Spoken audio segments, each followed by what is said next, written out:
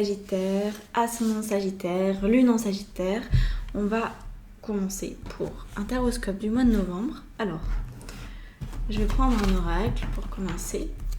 On va aller chercher les énergies dominantes de la fin du mois d'octobre déjà, qui sont bien présentes pour vous normalement, qui correspondent aussi au début du mois de novembre. Et on ira après chercher une deuxième carte qui va nous parler de la fin du mois. Grosso modo, début du mois, fin du mois, sachant que même si vous regardez cette vidéo fin octobre, ça va déjà vous parler. Parce que on rentre pas dans une énergie comme ça d'un coup d'un seul, hein. C'est quelque chose qui prend son temps pour nous arriver. Alors, l'énergie du début de mois, elle est là chez vous. Ok. L'énergie de fin de mois. Ici. Ok. Alors, qu'est-ce qui est là pour vous? Début de mois, fin de mois. Ah, tac. Alors apparemment, ça va beaucoup se jouer à un niveau relationnel chez vous. Dans votre rapport à l'autre, il y a peut-être quelques tensions en ce début de mois. Alors, ce tirage, forcément, soit il vous parle, soit il vous parle pas. Il n'y a pas à chercher midi 14h. Soit il y a des tensions, soit il n'y en a pas. Ne vous en inventez pas. Pas besoin. Donc, voilà. Est-ce que vous vous sentez comme en bisbille? Est-ce qu'il y a des batailles un petit peu, quel que soit le niveau, avec une personne en particulier? Ou alors, on peut aussi interpréter par rapport à vous-même. Dans le sens de, si c'est par rapport à vous, c'est que vous avez l'impression de vous-même vous marcher sur les pieds. En fait, voilà, soit c'est par rapport à une personne extérieure, amis, collègues, famille, etc., avec qui en ce moment ça se passe pas très bien, ou alors c'est de vous à vous, dans le sens que vous avez l'impression de vous saboter, vous avez l'impression de vous faire du mal, d'aller en fait contre vos désirs les plus profonds. C'est comme si vous me dites, j'ai décidé de me lancer dans un food truck pour faire des pizzas, et qu'en fait vous achetez une boulangerie pour faire du pain. Vous voyez, il y a quelque chose qui pourrait être parfois contradictoire. Vous pourriez dire quelque chose et vous retrouver à faire pas forcément exactement l'inverse, mais pas quelque chose qui est ce que vous voulez véritablement. Donc si vous avez cette sensation-là de vouloir noir et puis de choisir gris ou de choisir blanc, ce tirage peut aussi vous concerner. Donc après, d'ici la fin du mois, avant que j'aille expliquer cette carte, on va tirer les cartes transversales. Donc la première carte qui vient, c'est la relation de vous à vous, qui va peut-être du coup être complémentaire avec la carte du frère, on va voir. Oui, potentiellement. Magicien, d'accord, donc arcane majeur. Après, avec les autres, comment ça se passe avec les autres? 6 de bâton, d'accord. On va prendre une carte conseil. Alors, la carte conseil... Celle-là. Beaucoup d'air là-dedans. Je vais mettre celle-là avec. Les deux voulaient venir. Et enfin, on va prendre le tarot de Marseille, qui va nous donner la carte de vigilance, c'est-à-dire ce vers quoi il faut faire attention de ne pas trop aller. Ok, donc tout ça va prendre sens pour vous. Celle-ci, une impératrice. Donc là, il n'y a que les arcanes majeures, donc c'est normal que vous ayez uniquement une impératrice. Il n'y a pas les mineurs, il n'y en a que les 22 principales. Donc, on a un magicien dans votre relation de vous à vous. Alors, je vais essayer d'être la plus complète possible dans l'interprétation, sachant que tout le monde n'a pas la même vie. Donc, pour la plupart des Sagittaires, vous allez avoir la sensation, et vous l'avez peut-être déjà un petit peu, pour le mois de novembre en tout cas ça va être de plus en plus présent, la sensation d'être à la fois le créateur de votre vie et à la fois celui qui pourrait oublier qu'il est créateur de sa vie. Vous savez, c'est quelque chose sur lequel j'aide beaucoup les personnes en coaching à reprendre leur responsabilité. La responsabilité dans notre vie, c'est pas de se dire ah oui, je suis responsable de cette erreur, de cet événement qui s'est produit. C'est pas ça la responsabilité. Ça, c'est le blâme, le jugement, la plainte. Par contre, être responsable, et c'est ce que sous-entend le magicien, c'est une situation se produit, voilà, par exemple, effectivement, vous faites une erreur, et bien, qu'est-ce que vous allez faire maintenant ? Comment est-ce que vous allez réparer cette situation ? Et c'est là où se trouve toute la responsabilité. Vous êtes responsable de tous les résultats que vous avez aujourd'hui dans votre vie. Ils sont le résultat de vos choix, conscients pour la plupart, inconscients aussi potentiellement, mais ce sont vos résultats. Ce ne sont les résultats de personne d'autre. Donc là, on nous parle de cette responsabilité que peut-être vous pressentez à l'intérieur de vous, mais qui n'a pas encore pris toute son ampleur. Et comme le magicien c'est celui qui a la capacité de tout réaliser. Et en même temps, il peut aussi ne rien faire. Parce qu'il a un côté très très enfantin. Dans le tarot officiel, le magicien, on l'appelle le battleur. Il est représenté par un enfant, grosso modo un enfant qui s'amuse à jouer avec plein de jeux qui un jour seront des jeux grandeur nature. Mais lui, il s'amuse avec des miniatures. Et là, ça pourrait être un petit peu votre cas. Ne pas vous rendre compte à quel point, en fait, vous jouez gros. Et vous avez peut-être la sensation que toutes les décisions que vous prenez sont des décisions qui finalement n'ont pas beaucoup d'importance et n'ont pas beaucoup d'impact. Et en fait, là, le magicien, il vient dire que si toutes vos décisions, même les plus microscopiques, même la marque de fringue que vous portez, la couleur, le parfum que vous utilisez, ce que vous allez manger ce midi, tout ça a une importance en fait capitale dans les résultats que vous obtenez sur la durée. Et parfois, en ayant cette énergie du magicien, on pourrait se dire « c'est pas grave, voilà, c'est pas très important, de toute façon, je vais prendre telle ou telle décision, mais sur le long terme, je me sens pas responsable de mes résultats parce que j'ai pas vraiment pris de décision, c'était des tout petits trucs. » Donc cette carte du magicien, elle indique que potentiellement vous allez pouvoir retrouver votre pouvoir parce que la vie va vous envoyer ce potentiel-là, cette invitation de se dire si je continue de manger tel que je le fais, je vais peut-être avoir du cholestérol dans pas longtemps, mais en même temps, oui, si je ne vis que au jour le jour, je vais pas percevoir que je vais pouvoir me développer un cholestérol. Par contre, si je regarde sur l'échelle d'une vie, de 20 ans, 30 ans déjà, là, oui, peut-être que ce que je fais aujourd'hui, en fait, va avoir une énorme répercussion et je décide aujourd'hui d'en changer. Là, c'est pour toutes les personnes qui jouent petit. Si par exemple, vous avez une entreprise aussi et que vous avez un objectif, par exemple, mais qui ne vous motive pas tant que ça, c'est parce que vous jouez trop petit. Voilà, il faut jouer grand. Le magicien vous invite à jouer plus grand et à vous rendre compte que toutes les actions que vous posez dans votre vie sont d'une grande importance, aussi petites vous semble-t-elle. Voilà, donc ça c'est la posture apparemment à intégrer, d'être observateur de votre vie, de vous observer décider pour devenir pleinement responsable. Voilà, c'est en s'observant qu'on devient responsable, c'est en observant l'impact de ses actions qu'on devient responsable. Par rapport au 6 de bâton, c'est une carte qui est plutôt sympa. Donc le 6 de bâton, il vient dans la posture de la relation à l'autre. Donc comment ma relation à l'autre se passe, comment ça se manifeste, etc. Sachant que, pardon, je fais bouger la caméra, excusez-moi. Au niveau du frère ici, on a vraiment ce concept des deux jumeaux, donc moi et l'autre, ou moi et mon saboteur intérieur.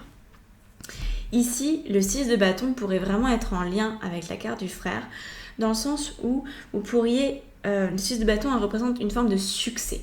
Vous avez envie de montrer à l'autre votre succès et vous avez aussi envie de réussir avec l'autre. Donc là pour moi il y a peut-être un partenariat quel qu'il soit, qui soit simplement amoureux, qu'il soit professionnel, qu'il soit au niveau de relations familiales qui se rabibochent, ou en tout cas la sensation d'avoir une équipe qui marche à vos côtés, une équipe qui est bien construite et qui vous permet d'avancer dans votre vie avec la sensation d'avoir des appuis solides. C'est là en fait. J'ai l'impression que ce mois de novembre, il peut potentiellement être dédié à fonder ou à valider une équipe de choc. Quand on parle d'équipe, souvent ça fait plus référence à une entreprise que dans une famille. Mais observez les choses autrement. Si vous êtes, par exemple, on va prendre l'exemple de quelqu'un qui ne travaille pas à proprement parler, c'est-à-dire qu'il y a, par exemple, une femme qui a décidé de s'occuper de ses enfants. Donc elle n'est pas rémunérée pour ça, mais elle a besoin de temps pour elle, elle a besoin peut-être de trouver de l'argent aussi pour diverses raisons, que ce soit pour la vie quotidienne ou pour voyager ou quoi que ce soit d'autre. Et en fait, là, pour le mois de novembre, vous allez vous rendre compte que vous ne pouvez pas faire tout seul ou toute seule. Et donc, ça va être important, quelle que soit la situation, que vous soyez mère de famille, chef d'entreprise, ou que vous soyez salarié, peu importe en fait, vous allez avoir besoin de manifester autour de vous une équipe. Et en général, l'équipe, des personnes qui nous accompagnent, donc pour la mère de famille, c'est peut-être une babysitter de temps en temps, quelqu'un qui vient tondre le jardin parce que ça aide bien de ne pas avoir cette tâche en plus. Peut-être une nouvelle machine qui va automatiser plus rapidement certaines tâches qui sont devenues très fatigantes à faire, etc. Et bien là, c'est ça en fait dont il s'agit. Le 6 de bâton, c'est celui qui construit son équipe. Donc soit vous avez déjà commencé à construire cette équipe, parce qu'on a tous autour de nous des personnes de près ou de loin qui nous aident, qui nous accompagnent, soit vous allez être amené à prendre plus conscience de cette équipe-là. Et en général, l'équipe, elle n'est pas loin. On a sous la main les bonnes personnes au bon moment qui vont pouvoir nous aider. Simplement, il faut s'ouvrir à la disponibilité de ces personnes-là. Il ne faut pas se dire « Oh là là, j'aurai pas l'argent pour les payer » ou alors « Je ne vais pas pouvoir déléguer parce que je veux toujours que ça soit fait parfaitement comme j'ai l'habitude de moi le faire. » Donc voilà, il y a peut-être des circonstances qui vont vous faire reculer ou vous faire hésiter, mais au final, vous êtes censé, d'ici la fin du mois de novembre, avoir une équipe fiable à vos côtés, quel que soit le niveau. C'est très important de pouvoir compter sur des gens et de sentir ce soutien-là en fait. Et vous-même, vous les soutenez, il ne s'agit pas d'être soutenu juste vous, mais le 6 de bâton, quand je parle de succès, et j'avais ça dans d'autres signes, je ne me souviens plus lesquels, je crois que c'était les balances ou les vierges, où j'avais parlé de la zone de génie. C'est un petit peu ça, c'est-à-dire que vous êtes en plein dans votre succès personnel si vous vous entourez aussi de l'équipe qu'il faut. Et après, les résultats du succès sont exponentiels. Vous allez devenir de plus en plus doué pour ce que vous faites, parce que vous allez y passer de plus en plus de temps, parce que vous allez arrêter de faire ce qui finalement ne vous correspond pas. Et tout ça, ça se fait en s'entourant des bonnes personnes. Et je pense... il m'est d'avis que les bonnes personnes sont déjà très proches de vous et qu'il n'y a plus qu'à les solliciter en fait. Donc voilà, ça c'est vraiment en lien avec une situation peut-être avec l'autre, avec la carte du frère. Peut-être que vous avez rencontré quelqu'un ou plusieurs personnes qui vous donnent la sensation d'être connu, d'être à votre disposition, d'être de bons conseils. Ça peut être tout, ça peut être un juriste, ça peut être un comptable, ça peut être une personne qui aime bricoler et qui vous fait des travaux dans votre maison quasi gratuitement, vous voyez. Il y a tout ça en fait, tout cet aspect je délègue pour construire avec l'autre la réussite. Voilà, c'est ça qui est important. Parce que sinon, là il y a la carte de la tentation quand même derrière, puis il y a l'impératrice. La tentation qui nous dit... attention à ne pas vouloir maîtriser, enfin plutôt contrôler, pardon, pas maîtriser, maîtrise c'est bien, le contrôle beaucoup moins, à ne pas vouloir contrôler la relation que vous avez avec l'autre. Il pourrait y avoir une tentation de votre part à faire rentrer l'autre dans la case que vous voulez absolument qu'il prenne.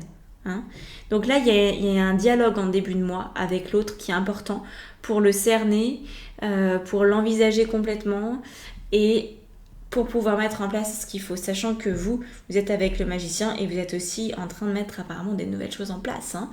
Donc, tout ça, c'est important. Ici, nous avons des cartes conseils. Bon, alors, je vous le dis quand même, on va rajouter des cartes avec l'extension. Donc, si vous voulez aller voir l'extension, c'est dans la barre d'infos sous la vidéo après celle-ci. Après la vidéo, faut simplement vous inscrire. On a un chevalier de bâton et on a un 2 de denier. Alors, en carte conseil, ce que ça va donner, c'est d'accepter, ça c'est peut-être pas évident pour vous, d'accepter l'inconfort. y compris l'inconfort matériel. Accepter l'inconfort parce que il y a derrière en fait beaucoup de décisions qui peuvent être prises. Vous savez, c'est pas quand on est dans sa zone de confort qu'on réussit le mieux parce que on se pose pas vraiment de questions parce que notre cerveau est bien content quand on est dans une zone de confort, même si au final la zone de confort ne veut pas dire que c'est agréable. Au contraire, en général, la zone de confort, par exemple pour un chômeur, la zone de confort c'est d'être au chômage. Je vais arrêter de shooter dans ma caméra là, il faut que j'arrête de bouger. Donc voilà, ce que je disais. Pour un chômeur, la zone de confort, c'est le chômage. Parce qu'en fait, c'est pas très risqué. Enfin, disons pendant un temps, parce qu'après, quand il n'y a plus les indemnités, ça peut le devenir. Mais c'est pas si risqué que ça. C'est une situation qui est connue, sur laquelle le cerveau a un certain contrôle. Par contre, si vous vous dites, je vais chercher une formation, je vais chercher un emploi, je vais peut-être même vouloir ouvrir ma propre entreprise, alors là, c'est la panique à bord. Même si vous avez une brillante idée, même si vous êtes passionné par ce potentiel, vous risquez d'avoir des peurs qui surgissent. C'est bien normal, c'est très humain. Sauf que là, quand on se met dans une situation d'inconfort, on est amené à prendre des décisions, ce qui n'est pas le cas dans une situation confortable.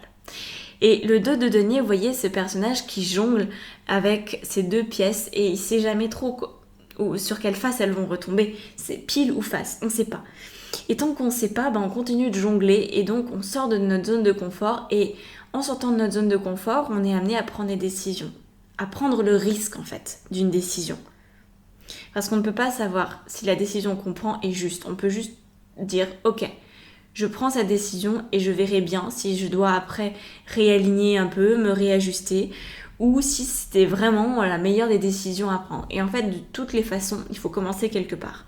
Donc là, ce qui vous est indiqué au niveau des conseils, c'est peut-être en lien avec votre 6 de bâton ici, avec votre équipe du succès là, et puis avec le magicien qui a besoin de faire ses preuves aussi.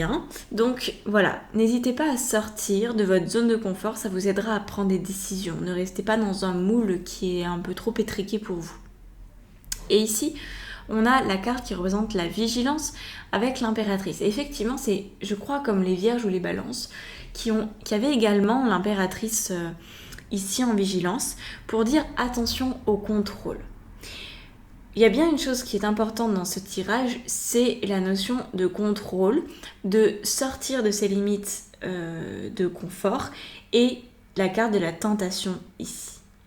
Si vous persistez dans le contrôle de chaque situation, si vous persistez à croire que vous pouvez maîtriser les circonstances, alors la tentation, elle peut indiquer un mois qui se finit un petit peu en jus de boudin.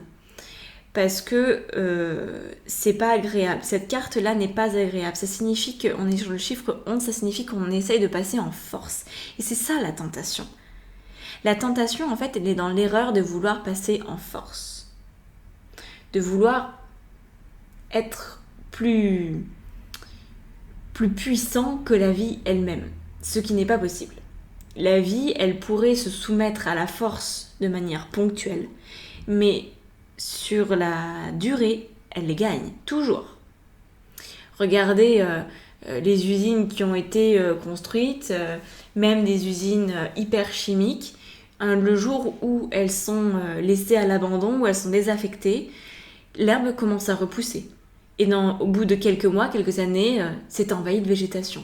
Donc la vie finit toujours par reprendre ses droits.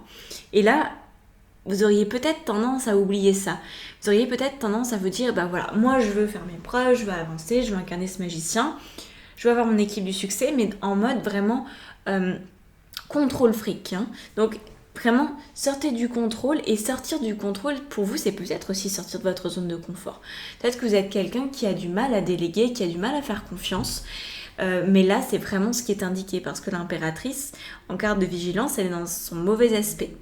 Et le mauvais aspect de l'impératrice, je vous garantis que c'est pas très très sympathique, parce que c'est une carte qui est très puissante, elle est hyper souveraine, l'impératrice. En même temps, c'est une impératrice, donc elle a une couronne sur la tête, elle se laisse pas malmener, démonter, pas du tout. Elle a une sensibilité, mais qui peut parfois complètement disparaître quand elle passe en contrôlante et elle devient froide, elle devient distante, elle devient rigide dans sa manière d'être, dans sa manière de parler, dans sa manière de penser, dans sa manière de communiquer. Donc attention à ça. Voilà, si vous voyez partir dans le travers de vouloir contrôler les situations et les circonstances de vie, ça va pas fonctionner comme ça. Par contre, par rapport à la responsabilité dont je vous parlais tout à l'heure, les circonstances, par exemple en ce moment, bon, il y a plein de circonstances pour lesquelles on ne peut rien, c'est-à-dire on ne peut pas les changer. Par contre, on peut choisir qu'est-ce qu'on en fait. Ok ? Par exemple, si certains d'entre vous ici, vous êtes dans la restauration, vous avez peut-être été très touchés par les dernières mesures du gouvernement. Une fois que ça s'est fait, qu'est-ce que vous faites ? Quel point de vue vous décidez d'adopter là-dessus ? Comment est-ce que vous vous débrouillez pour vivre quand même ? Est-ce que vous continuez à avoir un restaurant ou est-ce que vous changez d'activité ? En fait, c'est ça la responsabilité. C'est les circonstances, elles sont là. Et j'ai pas la possibilité de les changer de manière directe. Vous pouvez pas faire en sorte qu'il pleuve demain, plutôt qu'il fasse beau, parce que pleuvoir, il n'y a pas beaucoup de gens qui souhaitent qu'il pleuve. Mais par exemple, si demain il y a de la pluie qui est annoncée, vous pouvez pas contrôler la météo pour qu'il fasse beau. Voilà. Par contre, vous pouvez voir la pluie comme quelque chose de finalement tout à fait agréable et puis même vous acheter un joli parapluie pour avoir le plaisir de regarder la pluie tomber dessus et vous balader quand même sans que ça nuise à votre morale. C'est ça qui est important. C'est est-ce que vous achetez un parapluie de couleur parce que vous décidez d'avoir un point de vue responsable sur les circonstances ou est-ce que vous vous laissez saboter par les circonstances ? C'est tout l'objet de cette lecture. Donc, on va continuer avec l'extension pour celles et ceux que ça intéresse. Pour les autres, je vous laisse regarder tous les liens qui sont à votre disposition dans la barre d'infos sous la vidéo. Et on se retrouve très vite. À bientôt!